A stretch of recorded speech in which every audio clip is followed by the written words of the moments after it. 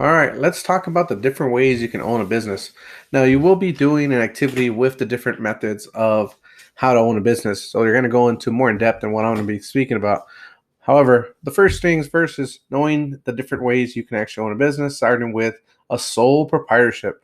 A sole proprietorship is a very fancy term for something very simple. It basically means you're the sole owner, you're the only owner. And you hear that fancy word sole proprietor. Sole proprietor means you're the one business owner for the business. Now it's great because you have 100% of control of the business. However, there are some drawbacks. The biggest drawback is you're also liable for the business as well, and that's why you get business insurance. But the biggest issue is you're the only person to rely on. You're the one that's putting in all your money. You're the only one that's responsible for pretty much everything that goes on with the business. Now, you could do what's called a partnership, which is the next thing. Partnership is exactly what it sounds like. You partner with somebody else, or possibly even more than two people. However, it is you want to do, it's up to you. If you want to partner with one person, two people, three people, it's up to you. However, the decisions get split up amongst all of you. And this is why you want to make sure it's very clear as to what percentage of responsibility each person gets. And you want to make sure, hopefully, you give yourself a higher percentage if possible. If not, it's 50-50 between you and your other partner, or 33%, however it is you want to do it. Now, the benefit of having partners is you're not in it on your own. You have other people to back you up. So you do have other people that can assist you in the process. The other thing is, there's any issues with lawsuits and all that, you're all liable. It's not just you.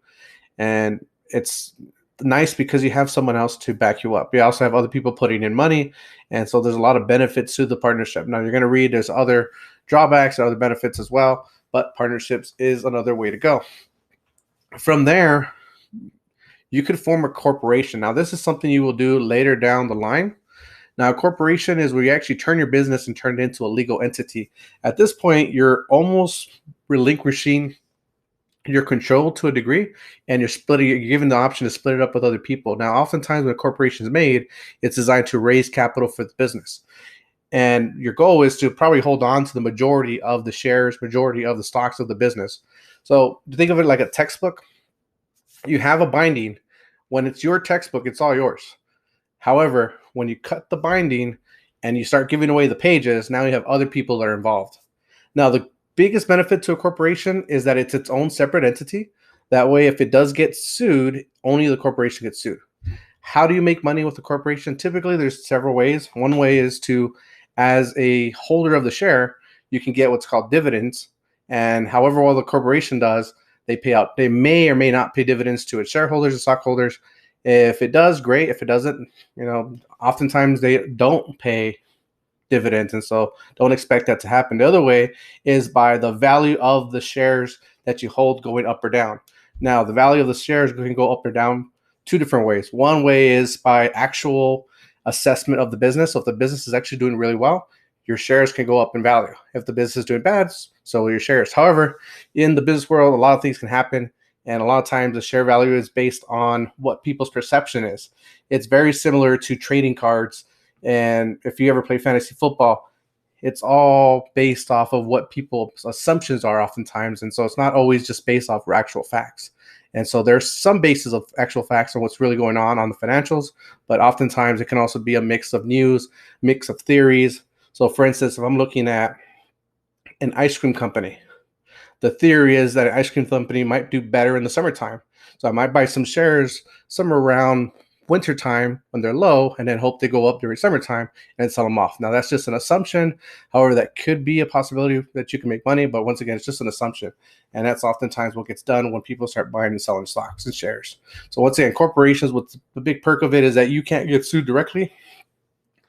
But the drawback is you're no longer in 100% control. Now you have shareholders that are in control, not just you. Everybody who buys a share of this corporation is now considered an owner. Now, there is one other way you could actually form a business, and that is by doing what's called a franchise. Now, when you buy a franchise, it could be done as a sole proprietorship or as a partnership. The difference between a franchise and a regular business is that you're paying a company that's already established to use their name, their training, their way of getting their facilities in order, and their how to get their business going in general. And it's a great way to get started without actually having to do anything. So for instance, I can actually purchase a Subway. When I pay for Subway, an actual Subway will actually help me find a location, They'll send me to training and they'll actually help me set up my store. What I have to do in return is I have to pay a franchise fee, and I also have to pay an ongoing royalty fee, and I also have to pay for the property. So there's a bunch of little things that I have to do on my end. However, the benefit of a franchise is that I don't have to start from scratch. I also get to benefit from any advertising that that business does. So, for instance, if Subway has coupons or if Subway has any commercials, that helps me. And fun fact about Subway is that every single Subway in America is a franchise. That means they're owned by regular people like you or me. So, franchising is a great option. Not saying to not do your own small business, but just saying it is a great alternative if you want to start a business, but don't really know where to go. You're going to get a lot of guidance and a lot of support. They want to make sure you're successful because the more successful you are, the better they're going to do as well. Now, anything else that I mentioned, that's pretty much it.